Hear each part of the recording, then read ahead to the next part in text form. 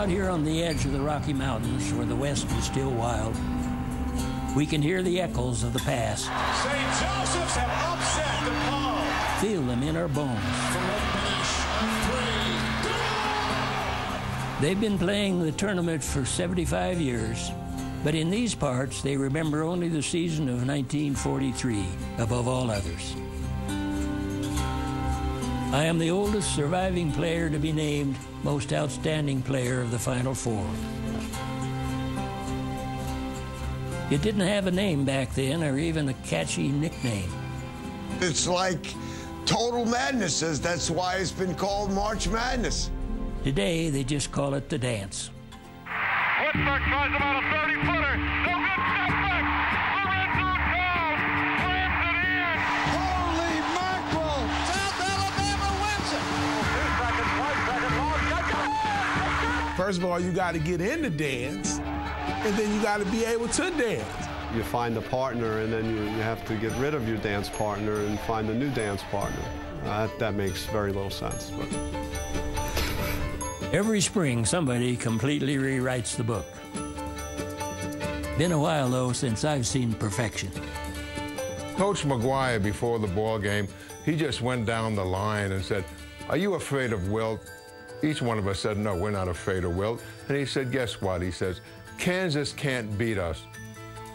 By 65, the dominance of Ivy League sports was already yesterday's news. But Princeton had a guy that turned back the clock. The night before, when Providence won the semis, they cut down the net. Well, that told us they didn't respect us very much. And so we went out the next night, and the team played one of the finest team games that I've ever been a part of.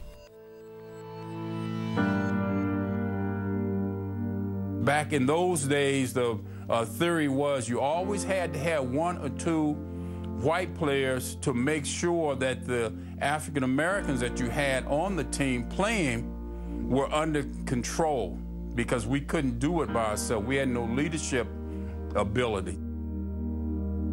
In '66, Texas Western changed college basketball forever. You could have 2 or 3. If you were bold, you might have 4. But the first time I saw 5 African Americans start was when we did it. When they won, it made a real statement that those of us who've been in basketball knew all along. And I think for the country as a whole, it helped move us forward. UCLA was on top because we had the best coach? The Wizard of Westwood. UCLA, it's supposed to be on top. That guy should know. 21 for 22 in a championship game. Amazing.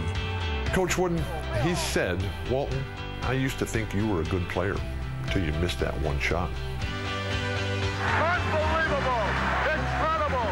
As the Hoosier ball club goes wild. May have been the best team that played. There may have been nobody as good as we were after that. 6'9" senior from French Lake, Indiana, Larry Bird. Wearing number 33 at guard, 6'8" sophomore, Urban Magic Johnson. Cinderella can arrive at any time in the NCAA tournament. I love it when the pretty girl crashes the party. Cinderella wears the glass slipper. The Villanova Wildcats are the champions of college basketball. We only took 10 shots the second half, and we made 9. Smart takes the shot, and the Hoosiers with 3 seconds go ahead. Indiana wins the championship. Keith Smart is the hero. Let's see what happens on the free throw. It's over. Michigan has won a national championship. Hank Gathers, senior from Loyola Marymount, the 11th leading all-time scorer in NCAA history, led the NCAA in scoring last year, led the NCAA in rebounding last year, collapsed. One thing that I loved about Hank Gathers as a teammate, the Philly style of basketball, we never quit. In '90, Loyola Marymount overcame a terrible on-court tragedy. At 6:55 West Coast time, he was pronounced dead at Daniel Freeman Marina Hospital about an hour and 20 minutes after his collapse. When Hank died, you know, obviously our hearts were heavy. Bo is going to take his first free throw left-handed in honor of his friend, Hank Gathers. This is my way to honor Hank. Here come the Lions. Kimball for three. Here's Fryer out of the corner. What is Loyola Marymount going to do? If Hank Gathers was alive, we would have won the national championship. Nevada, Las Vegas wins the NCAA crown.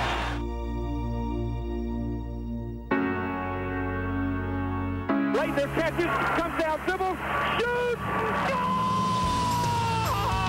To feel like the season's over, and then in that couple of minutes span, Christian, you know, changed everything. They have no timeouts remaining. Oh, he causes too many timeouts. That's a technical foul. He called a timeout. Michigan doesn't have any.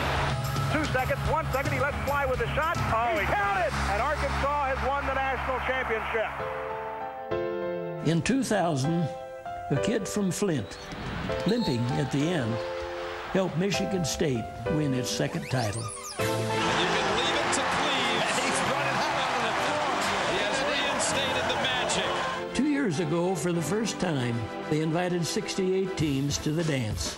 When I found out we were in the tournament, we was all shocked. People didn't really expect us to be in there. I think we most definitely shocked ourselves.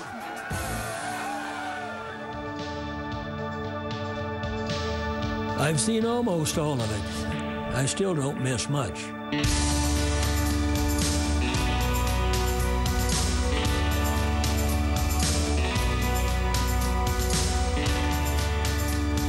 Who invented the jump shot? I don't know who invented the jump shot, but I know it wasn't me. There are a couple people that claim it, but I think the person probably most likely to have actually used a jump shot was a guy named Kenny Sailors that played at the University of Wyoming.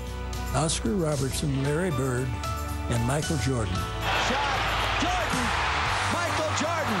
I was getting hang time before all of them. 2013, I can't wait. Let's go dancing. Kenny's a legend. Cowboys won 31 games, still a school record, 23 in a row, outscored their opponents by an average of 20 per game. They were rocking to Tommy Dorsey and the Mills brothers, Benny Goodman. And after claiming the NCAA title, they beat NIT champ St. John's in a Red Cross benefit game at Madison Square Garden.